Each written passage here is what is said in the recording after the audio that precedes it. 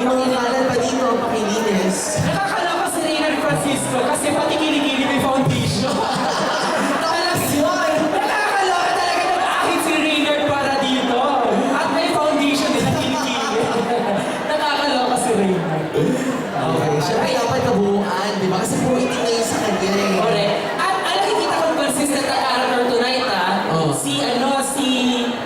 Sino ba to? Yung octopus, sino ba yun? Si Tessa.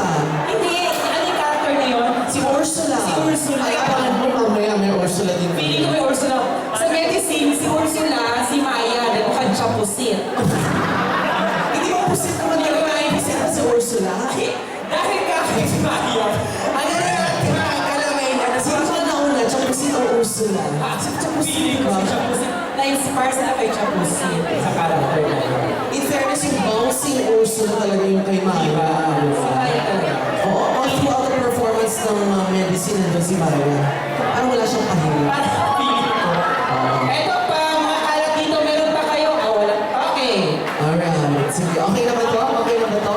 Alright, I think the timer is now running for our next team. This next team is actually a team to beat because they are the defending champions.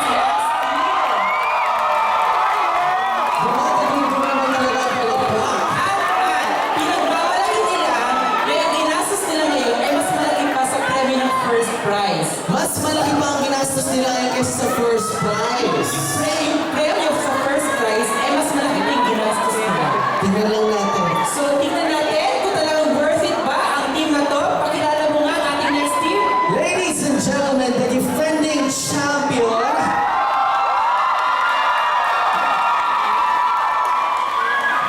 The team to beat. General Surgery.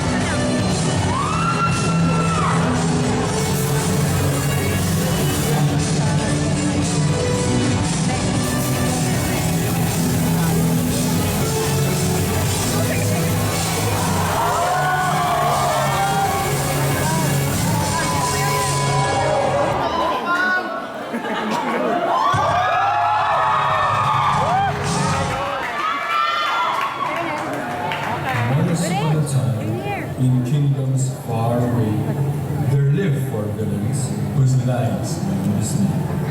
Each one had a heart that they kept well hidden, for they felt that they were forgiven. However, this Christmas, things are about to change because of a little girl whose curiosity never fades.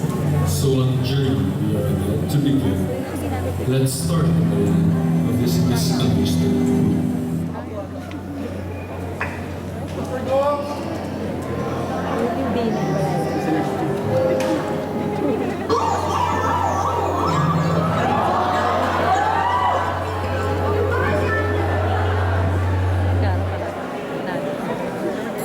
in the morning.